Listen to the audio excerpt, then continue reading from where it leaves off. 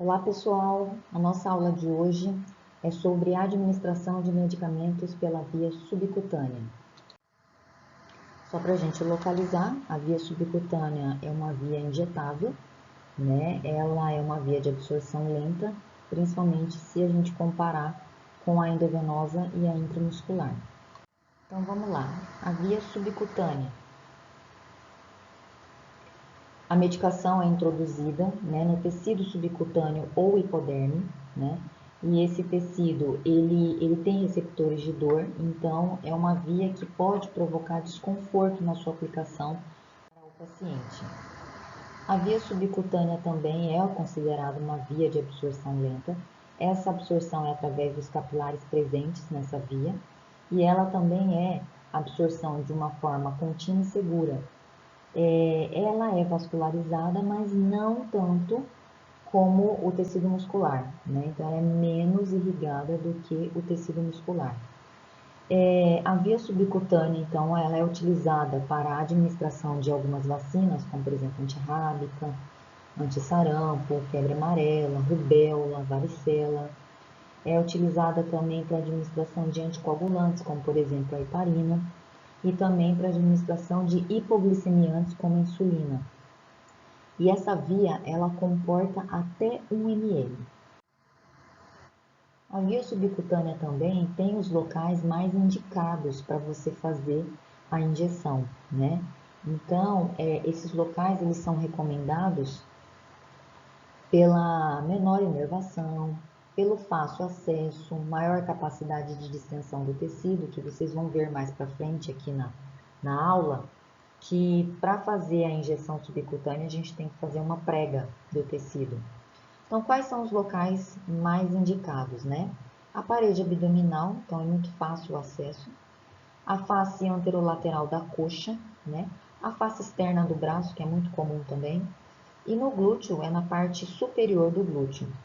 Então, vamos ver aqui por essa imagem, né? Então, essa vista aqui de frente, né? Pela tarjinha preta aqui, né? Círculo preto mostra, né? No abdômen é onde é o local mais comum. Aqui no braço, né? Na parte externa do braço. E na parte da coxa, não é na frente, é anterolateral. Então, é vindo aqui, ó, pra lateral, tá? Na parte posterior, a gente pode fazer no glúteo. Então, vocês estão vendo que é na parte de cima do glúteo. E aqui também pode fazer, né, no dorso, que não é uma região muito comum da gente fazer. Mas pode ser feita, é abaixo da escápula, tá? Uma coisa que é muito importante em relação à aplicação da subcutânea é sempre revezar o local, principalmente se a pessoa tiver que fazer uso repetitivo desse tipo de injeção, né? Até para evitar complicações, né, como necrose do local, né, uma absorção comprometida daquela medicação. Na via subcutânea também a gente tem que levar em consideração a agulha que a gente vai administrar, a seringa, porque não precisa ser uma seringa muito grande e até dificulta, porque a capacidade da via é de 1 ml, né? E a gente deve levar principalmente em consideração a agulha e a angulação, porque é através do tamanho da agulha e da angulação que a gente chega no tecido certo, no local certo. Então, a agulha preferencial da via subcutânea é a 13 por 4,5, no ângulo de 45, que é o ângulo preferencial. Mas pode ser feita com a agulha 13 por 4,5 no ângulo de 90. A 13 por 4,5 no ângulo de 90 a gente faz em pacientes obesos. Então, essa agulha com essa seringa, ela é até conhecida como agulha hipodérmica, né? Então, se vocês virem esse nome agulha hipodérmica, você já sabe que é 13 por 4,5 e está relacionado com a aplicação da subcutânea, tá? Mas a literatura também fala que você pode utilizar a agulha 25 por 7, mas se você for utilizar a agulha 25 por 7, o ângulo deverá ser 45. Lembrando que quanto mais longa é a agulha, quando você angula mais, você vai mais profundamente no tecido. Então, a gente não quer pegar o tecido muscular, a gente quer atingir o tecido subcutâneo, o hipoderme, né? Então, a agulha preferencial vai ser a 13 por 4,5 e o ângulo preferencial vai ser o 45 graus. Bom, na via subcutânea, só para a gente exemplificar aqui, né, através dessas fotos, né? Então, a gente angula 45 graus e se a gente for ver dentro do tecido, né, a gente consegue nesse ângulo, utilizando a agulha 13 por 4,5, atingir o tecido subcutâneo. Então, se você utilizar também a agulha 13 por 4,5 numa angulação de 90 graus, você ainda consegue o tecido subcutâneo. Só que normalmente a gente faz 90 graus para pacientes obesos. Então, o ângulo de inserção da agulha vai depender do tamanho da agulha, né? Então, se eu uso 90, vai ter que ser agulha pequena. E ela, que é 13 por 4,5, a gente sempre vai fazer preferencialmente no ângulo de 45, tá? Esse daqui é um artigo que eu achei bem interessante, que ele mostra, né, de acordo com a característica do indivíduo, a angulação pode mudar, tá? Então, assim, uma coisa tem que ficar muito clara para vocês é que a agulha preferencial, né, é a 13 por 4,5. E o ângulo preferencial é 45. Mas, em casos de pacientes obesos, o ângulo é de 90, mas a agulha continua sendo 13 por 4,5, tá? Porque se eu colocar uma agulha maior no ângulo de 90, eu vou atingir outro tecido, tecido muscular. E aí muda, já não é mais a técnica com a via subcutânea, né? E aí, o que ele traz de interessante nesse artigo, e aquelas pessoas que são muito magras, né? Então, esse artigo, ele fala, né, baseado no que ele viu na literatura, é que em pessoas muito magras, pode-se fazer um ângulo de 30 graus, tá? Mas, de qualquer forma, tem que ficar muito claro, na via subcutânea, o ângulo preferencial é 45 e a agulha preferencial é 13 por 4,5, tá? Existe agulha menor do que essa? Existe, né? A 13 por 3,8, a 10 por 0,5, né? E assim vai. Bom, como que será a técnica subcutânea, né?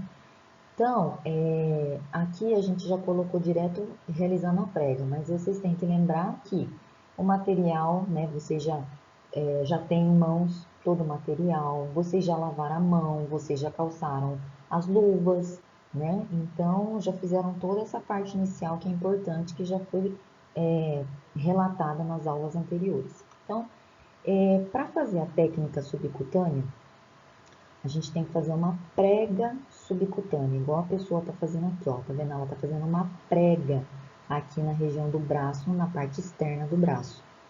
Quando eu for introduzir a agulha, o bisel vai ser sempre para cima. Lembra que o bisel é a ponta da agulha? Ela tem que estar para cima. E qual é o ângulo que a gente vai introduzir aquela agulha? 45. Então, ó, se eu for traçar uma linha aqui, ó, acompanha aqui meu laser, ó, né? Este ângulo, né, ele está de 45, tá? E aí eu vou introduzir essa agulha de maneira rápida e firme.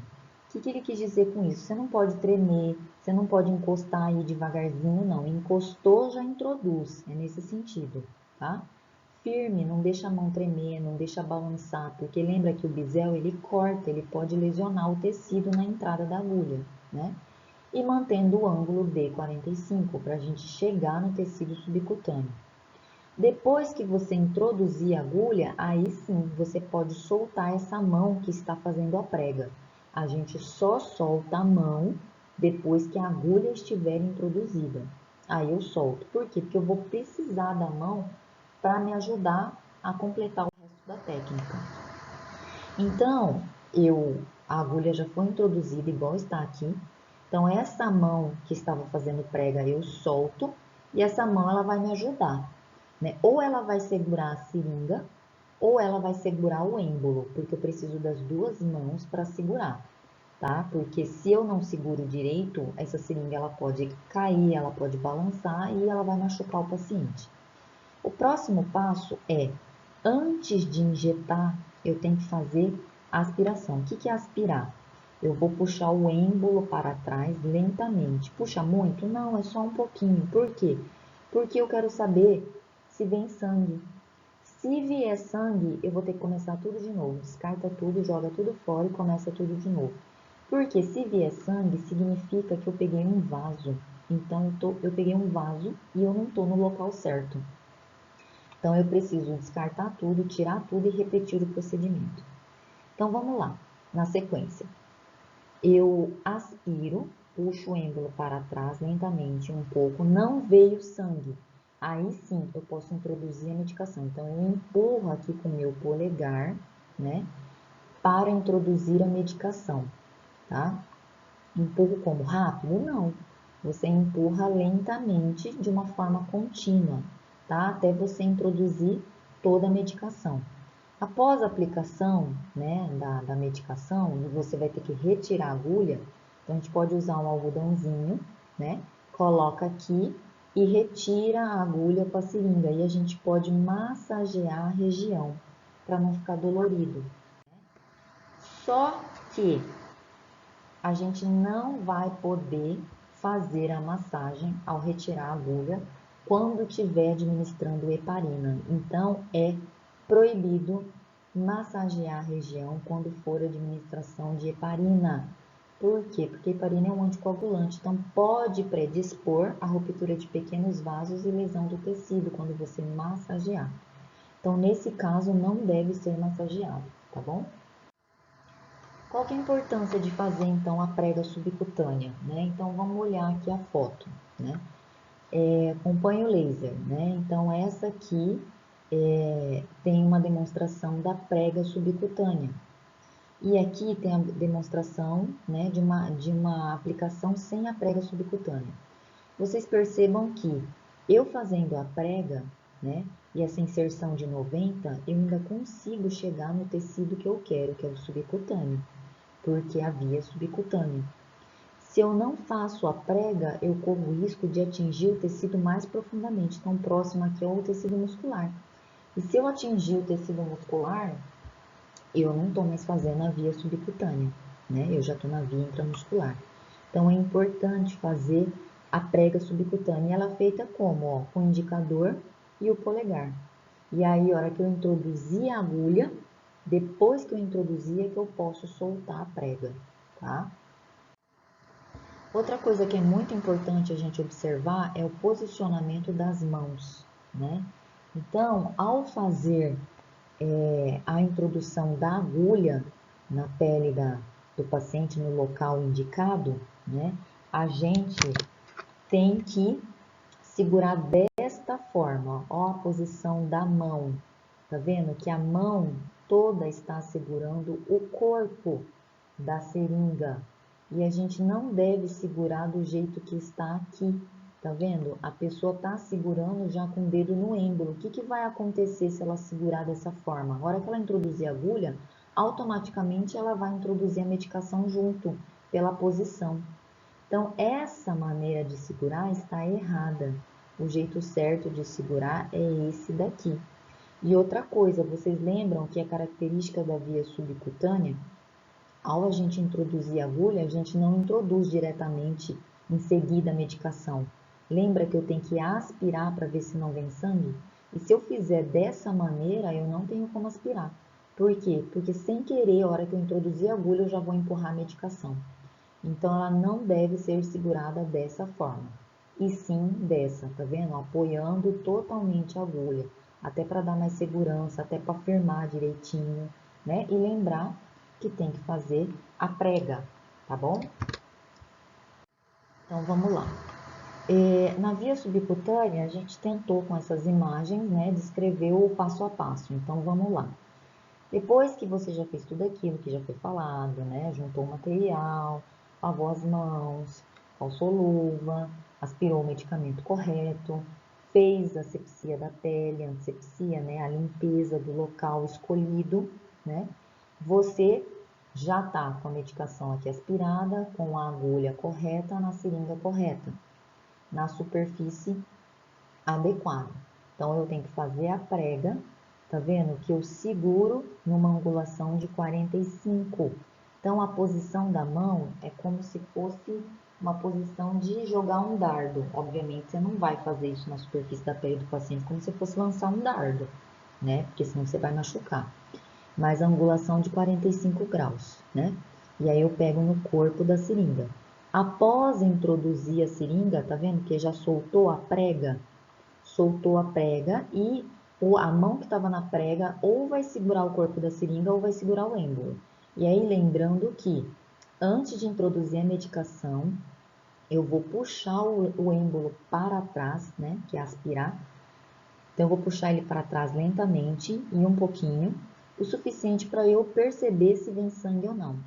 Se não vier sangue, eu já posso o quê? Introduzir a medicação. E se vier sangue, eu tenho que retirar tudo, trocar tudo e começar tudo de novo, porque já contaminou, tá? Então, não veio sangue, eu aspirei aqui, não veio sangue, então eu introduzo toda a medicação. Introduzir toda a medicação, aí eu vou retirar. Eu posso retirar com algodãozinho, fazendo massagem e puxo, né, a agulha e, obviamente, junto com a seringa. Depois que eu fiz isso, a gente não pode esquecer que eu nunca reencapo uma agulha depois de usada, né? Para você não correr o risco de perfurar o seu dedo. E aí, lembrando também que a gente deve descartar os materiais nos locais adequados. Então, lembrando que pérfuro cortante em lugar para descartar pérfuro cortante e os demais que não forem pérfuro cortante e forem infectantes, né, no lixo infectante, tá bom? Vamos lá. Aqui são só exemplos, né, de autoadministração, né, no caso de insulina, né, na região abdominal. Não esqueçam, né, que aqui, né, as duas fotos estão mostrando a pessoa fazendo a prega, né. Os locais para administrar a insulina, então, são os mesmos, né, da subcutânea, porque é administrada por via subcutânea. Então, só para a gente lembrar, né, face externa do braço, região abdominal, parte anterolateral da coxa, né, o glúteo é na parte de cima do glúteo, né, que são os locais preferenciais. Aqui é só para a gente observar, né, que a administração por via subcutânea num paciente obeso, a gente muda o ângulo, lembra? É 90 graus. Lembra, sempre subcutânea 45 graus é o ângulo preferencial. A agulha 13 por 4,5. Num paciente obeso, a gente vai utilizar a agulha 13 por 4,5, mas num ângulo de 90 graus, para a gente conseguir chegar no lugar certo. E aí, finalizando, né, algumas observações sobre a via subcutânea, então, complicações que podem acontecer, né, das injeções subcutâneas. Infecções inespecíficas ou abscessos, principalmente se não tiver cuidado, né, na asepsia, na limpeza, né, do local, né, se não usar os materiais estéreis, né, e tudo certinho. Pode também ocorrer a formação de tecido fibrótico, úlceras ou necrose de tecido, principalmente, né, se não tiver cuidado com a técnica de aplicação, com todos aquele passo a passo que a gente já viu. Pode ocorrer também, né, uma complicação em embolia por lesão de vaso e uso de drogas oleosas ou em suspensão, principalmente drogas que não são indicadas por essa via, né?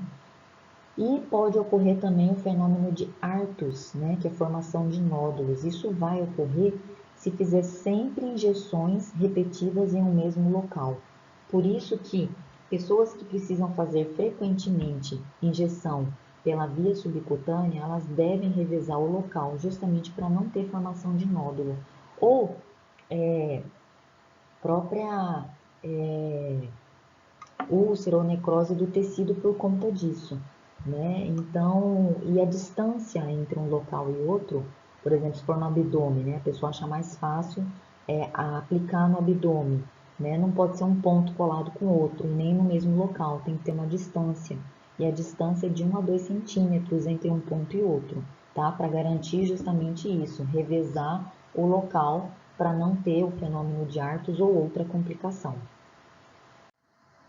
Então, aqui, para a gente resumir, né, Vamos falar só da intradérmica e a subcutânea. A intradérmica, porque vocês já viram na aula anterior, e a subcutânea hoje. Então, é importante, tá vendo, a angulação, porque a angulação vai determinar o tecido que eu quero atingir. Então, a intradérmica, como ela é mais superficial em relação à subcutânea, ó, o ângulo dela é menor.